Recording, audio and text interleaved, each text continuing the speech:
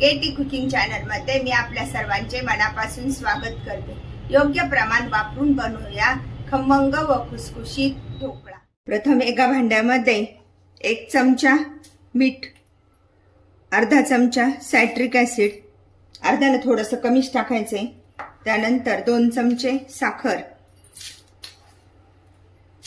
आपला जो साखरीचा चमचा असतो ना त्यामधलाच टाकायचा आहे चमचा, पाव चमचा हळद, चमचे तेल, पोह्यांचा जो चमचा असतो ना त्या मापानुसार 2 चमचे तेल टाकून घ्यायचे।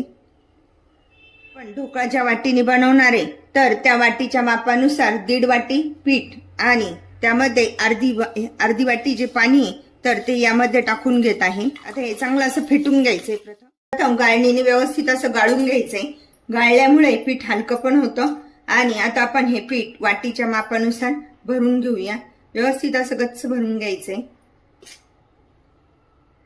आपल्याला ज्या वाटीच्या मापानुसार ढोकळा बनवायचा आहे तर त्या वाटीच्या मापानुसार साहित्य घ्यायचंय सगळं।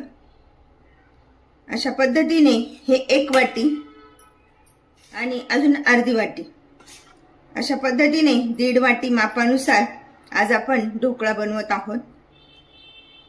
माप जर अचूक असला ना तर ढोकळा व्यवस्थित होतो। 1.5 वाटी पाणी घेऊन त्यामध्ये सर्व साहित्य असं मिक्स केलेलं आहे बघा, व्यवस्थित मिक्स झालंय ना। प्रथम ढोकळ्याच्या पिठामध्ये ओतायचंय। आता हे यामध्ये ओतून आणि व्यवस्थित असं फेटून घेऊया। मगाची अर्धी वाटी आणि त्यानंतर ही 1 वाटी मी भरून घेतलेली आणि आता आपण थोडं थोडं करून टाकूया। छान असं फेटून घ्यायचा म्हणजे ढोकळा हलका होतो आणि छान जाळी पडते। अशा पद्धतीने 3 मिनिटं छान असं फेटून घ्यायचंय हे पीठ। हे बघा अशा प्रकारे हे छान असं फेटून झालेलं आहे बघा, कलर पण बदललाय ना पिठाचा। हे थोडंसं पाणी शिल्लक राहिलंय, जर लागलं तरच टाकायचं, नाही तर नाही टाकायचंय। कसं असतं पीठ कमी जास्त भरण्यामध्ये येतं त्यामुळे थोडंसं प्रमाण इकडे तिकडे होऊ शकतं, त्यामुळे डायरेक्ट पाणी जास्त ओतायचं नाही त्यामध्ये।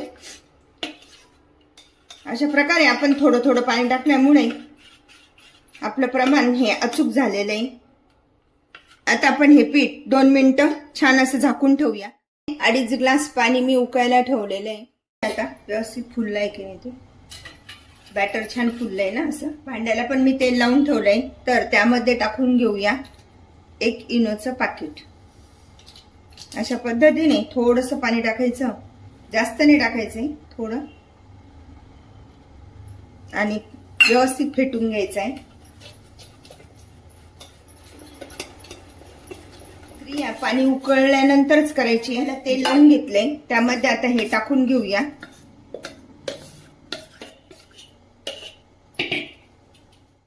भांड छान टॅप करून घेऊया। अशा पद्धतीने पाण्याला व्यवस्थित उकळी आली आहे।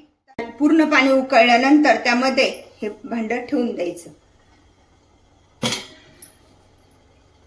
त्यावर झाकण न ठेवता आता मस्तपैकी 20 ते 25 मिनिटं ढोकळा छान बनतो। तिने गॅस जोरात करायचा। बरोबर 20 मिनिटं झाली आहे तर गॅस कमी करूया आणि ढोकळा बघूया कसा फुलला आहे ते। प्रथम गॅस कमी करायचा, नाहीतर मग हातावर वाफ येते। वाव, किती छान फुललाय ना। आता चेक करूया आपण ढोकळा झालाय की नाही ते। 2 मिनिटं होऊ द्यायचं आहे, तोपर्यंत साईडला पाणी ठेवूया पातेल्यामध्ये। ज्या वाटीच्या मापानुसार आपण पीठ घेतलेले आहे त्या वाटीच्या मापानुसार 1 वाटी पाणी ठेवूया। 5 चमचे साखर टाकून घेणार आहोत। ढोकळा सुका लागू नये किंवा कोरडा लागू नये यासाठी साखर टाकून घेत आहे, म्हणजेच आपण साखरेचं पाणी करून घेत आहोत। चिमूटभर मीठ पण टाकून घ्यायचंय आणि आता कमी याच्यावर छान अशी उकळी येऊ देऊया। त्याला उकळी आली आहे, गॅस बंद करूया आणि थंड होण्यासाठी ठेवूया। 2 मिनिटं आपण अजून ठेवलेलं होतं तर बघूया झालाय की नाही ते। नेहमी चाकूच्या मदतीने आधी बघून घ्यायचं। क्लीन चाकू आला म्हणजे समजायचं आपला ढोकळा हा खाण्यासाठी तयार झालाय। बघा एकदम स्वच्छ चाकू आलेला आहे। गॅस बंद करू, ढोकळा बाहेर काढून घेऊया आणि थंड होण्यासाठी ठेवूया। अशा प्रकारे आपला हा ढोकळा छान असा तयार झालाय. कडेने सोडून घेऊया आणि त्याच्या अशा पद्धतीने पीसेस करून घेऊया. प्रथम तयार केलेले जे गोड पाणी आहे तर ते टाकून घेऊया. त्यामुळे आपला ढोकळा कोरडा लागत नाही. अशा पद्धतीने हे गोड पाणी त्यामध्ये टाकून घ्यायचं. साखरेचं जसं लागेल तसंच टाकायचंय. छान ढोकळा पण सुटलाय, मस्त मोकळा झालाय. पुन्हा एकदा आपण हे साखरेचं पाणी टाकून घेऊया. तिने 1 वाटी पाणी छान असा ओला होऊ देऊया. तोपर्यंत तडका देऊन घेऊया. 1 चमचा तेल टाकून घेऊया. पाव चमचा मोहरी, पाव चमचा जिरे. गॅस बंद करूया. हिरवी मिरची, कढीपत्ता, थोडेसे तीळ आणि हा सुरसुरीत तडका आपण ढोकळ्यावर टाकूया. सुरसुरीत तडका ढोकळ्यावर टाकूया.